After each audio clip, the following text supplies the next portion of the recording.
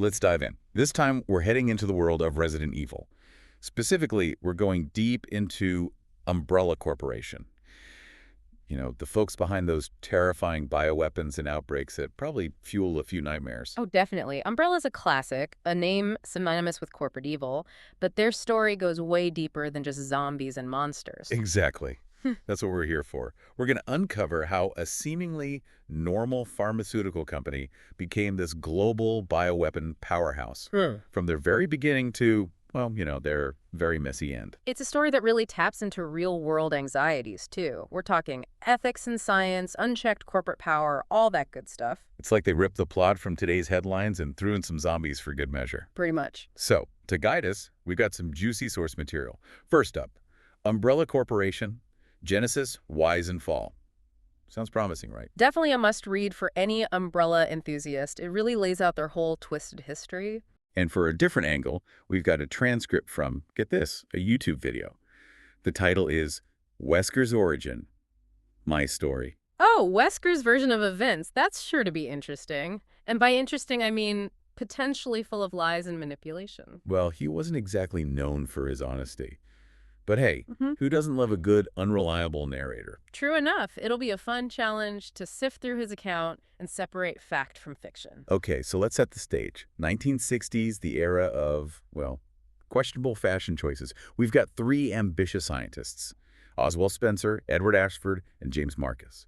They're on a mission deep in the African jungle, chasing rumors of this mysterious virus called progenitor. Progenitor. Now, this isn't your average flu virus. We're talking about the potential to rewrite DNA. Imagine the possibilities. And the risks. Yes. Yeah, talk about playing God. So what do these brilliant minds do? They form a company, a pharmaceutical giant called Umbrella Corporation. But here's the catch. It's a front. Their real goal is to weaponize the virus. It's like a side hustle gone very, very wrong. It's a classic case of using a seemingly noble cause, like medicine, to hide a much darker agenda. Really makes you think, doesn't it? How easily the lines can blur between good and evil in the pursuit of scientific progress. Absolutely. And these guys weren't messing around. They built elaborate facilities, like the Arklay Mansion, which might be familiar to Resident Evil fans. And those creepy training grounds, not your average office setup. No, definitely not. But even in those early days, there were cracks in their foundation. The book mentions a lot of tension between the founders. Rivalry, ambition, mistrust. It was all simmering beneath the surface. Ah, the classic recipe for disaster. Too many brilliant minds, not enough power to go around. Fast forward to the 70s and 80s, and we see Oswald Spencer solidifying his control. Ashford's out of the picture, and Marcus is being manipulated. Spencer even launches this chilling project, the Wesker children. Yeah, that one's pretty messed up. Spencer believed humanity needed an upgrade, a push towards some superior future. And he saw genetic engineering as the key. So basically, he kidnapped a bunch of kids to make his own superhumans. Talk about a god complex. He handpicked them, often orphans, intense training, experiments, the whole 9 yards, all to create this new breed of human under his control, of course. It's like something out of a dystopian sci-fi novel. Did any of these Wesker kids survive? We'll get to that. But the point is, Spencer was a control freak, convinced he knew what was best for humanity, and he was willing to sacrifice anything, even children, to achieve his vision. It's just chilling. Yeah. And this is around the same time they developed the infamous T virus, right? The one that turns people into, well, you know. Right. The one that kicks off those iconic zombie outbreaks. But there was also talk that it could potentially be used to treat cancer. Talk about a double-edged sword. It's that constant push and pull of scientific progress, isn't it? The potential for good, the potential for immense harm. Exactly. It mirrors real-world debates, too. Like with gene editing, we have these amazing tools that could revolutionize medicine, but in the wrong hands. It's like playing with fire.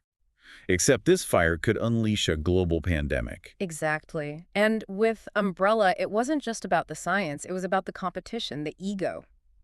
The book dives into this rivalry between two brilliant virologists, William Birkin and Alexia Ashford, Yeah. both pushing the limits of T-virus research, trying to one-up each other. And Alexia, well, she took things to a whole other level. She had injected herself with the T. Veronica virus, then went into this crazy suspended animation. Talk about dedication. Or maybe a touch of madness. It makes you wonder what really drives these scientists. Is it pure curiosity, a thirst for knowledge? Or is there a darker ambition at play? That's a question for the philosophers, maybe. But let's move on to Umbrella's global takeover. They weren't content with just lab experiments. They started buying companies, influencing governments. They even had their own private army, the USS. They were becoming a shadow government, practically. It's the classic case of corporate power gone unchecked. Operating above the law, their influence reaching everywhere. And with all that power, they were churning out some truly terrifying bioweapons. Remember those hunters? Or those tyrants? Yeah, they basically weaponized our nightmares. Yeah. And those were just the tip of the iceberg. Because lurking in a secret lab beneath Raccoon City, Birkin was cooking up something even worse. Yes. The G virus. The one that changes everything. And that's where we'll pick things up next time, when we dive into the infamous Raccoon City incident. So last time we left Birkin down in his lab whipping up that G virus. And if the name's anything to go by, it's probably not something you want to catch. This is where things take a really dark turn as we dig into the infamous Raccoon City incident. It's the event that made Umbrella the poster child for evil corporations, right? A real turning point. And what's wild is it all kicks off with, well, James Marcus coming back from the dead. Remember him, one of the original founders, betrayed by Spencer years ago. Wait, back from the dead? How's that even possible? He was, dead. Yeah, well, after he was killed, this Queen Leech, infected with the T-virus and carrying all his memories, it basically absorbed his consciousness. Talk about a grudge. So he uses his newfound power to cause chaos, revenge against Spencer and Umbrella, the whole shebang. Okay, that is seriously creepy. So this resurrected Marcus is the one who starts the whole Raccoon City disaster. I always thought it was like a lab accident or something. He definitely gets the ball rolling. But remember Wesker. He's got his own game going on, working for a rival company while still pretending to be loyal to Umbrella. And he sees this whole thing as a huge opportunity. Wesker, always the schemer. So how does he play into all of this? He uses his position in Umbrella to send the STARS unit, that elite police force you encounter in the games, into the Arklay mansion. On the surface, it looks like a rescue mission, but Wesker, he's got other plans. He wants to gather combat data on the bioweapons, basically using the STRS members as test subjects. He turned the whole mansion incident into his own twisted experiment. Cold. Even for Wesker. But the mansion's just the start, right? How does this virus spread from this one place to the whole city? The book talks about how the T-virus spreads through infected animals and contaminated water. It gets into the sewer system, becomes a ticking time bomb under the city. And meanwhile, Birkin's down in his lab, obsessed with his G-virus, totally oblivious to the chaos above.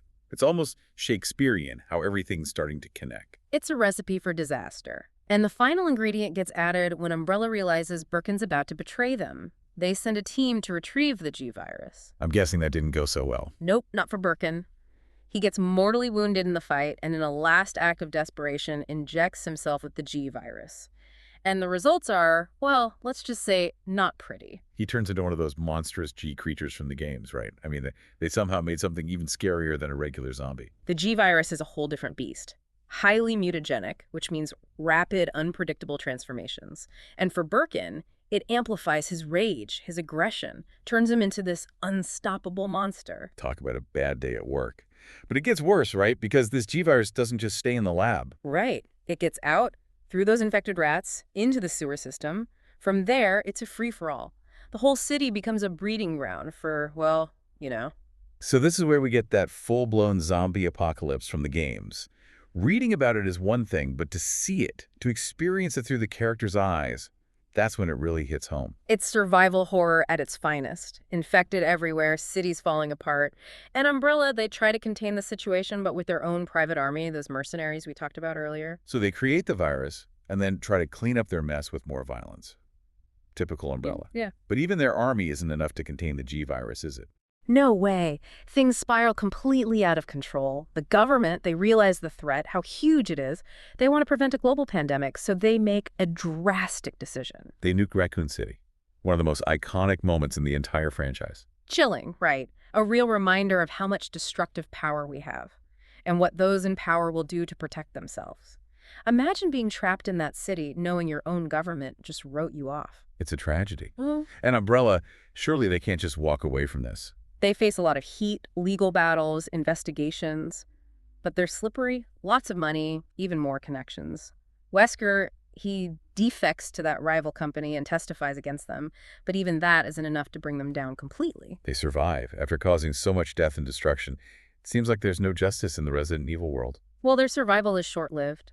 The book says they lose credibility, their stocks crash, they're forced to go underground, selling whatever bioweapons they have left on the black market. So even after everything, they're still trying to profit from their deadly creations. Some people never learn. Greed and ambition are powerful motivators. But Umbrella's story isn't over yet. There's one last chapter. A twist no one saw coming. Now I'm really intrigued.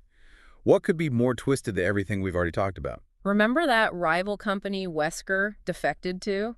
They've got a plan, a bold plan, maybe even a little crazy. They're going to reform Umbrella. Reform them. You mean like try to make them good? That's the idea. And they're giving this reformed Umbrella a new name, a fresh start, a chance at redemption, at least in name. Okay, I gotta say, I'm a little skeptical. Seems impossible to erase what Umbrella did. So what are they calling this new company? Blue Umbrella. Blue Umbrella, huh? I guess we'll have to wait till next time to see how that works out. Blue Umbrella. I mean, talk about trying to rebrand. They're taking a name synonymous with bioweapons and global pandemics and slapping blue on it. It's like trying to make a tyrant look friendly, you know. It's definitely an interesting attempt at, like, corporate redemption. The book says Blue Umbrella was formed in 2007. Mostly former Umbrella employees who claim they had no idea about the really bad stuff. They say it's a way to atone for the past, using their knowledge to fight the very thing they helped create. So fighting fire with fire seems a bit risky, don't you think? Considering their history and all, what exactly does Blue Umbrella do? Well, they mainly focus on developing anti-BOW weapons and countermeasures. They've actually been pretty important in supplying groups like the BSAA with, the tools they need to fight bioterrorism. So they're like the bad boy turned good, using their powers for good this time around. I like that analogy. But the book does bring up some interesting points. All that research data Wesker stole before the end, it ended up in Blue Umbrella's hands, and some people think that's the real reason they're so successful. Wesker's research, isn't that like using a cookbook written by Hannibal Lecter? It does raise some red flags, that's for sure.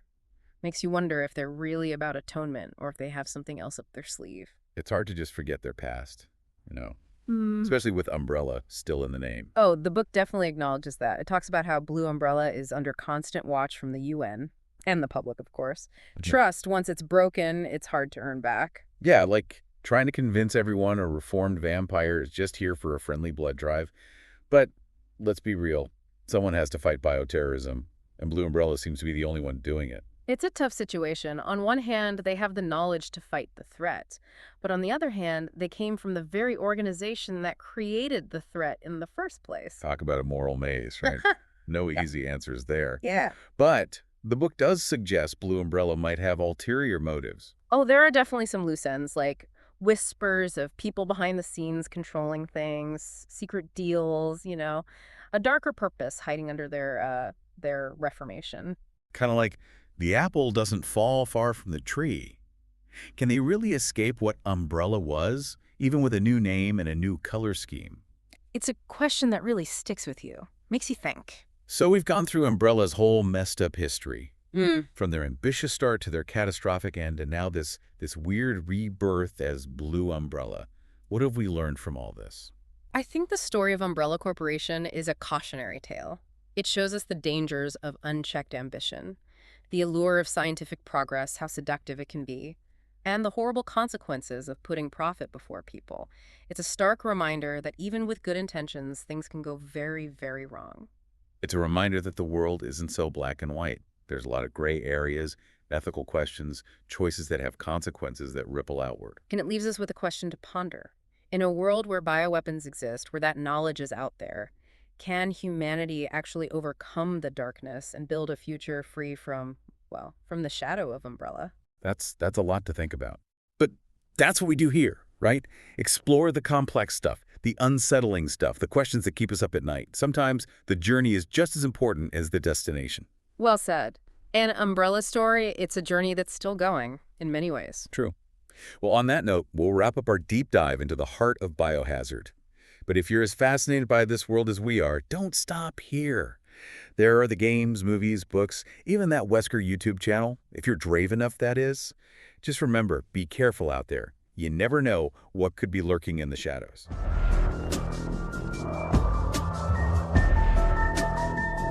Please subscribe to my channel Umbrella Corp.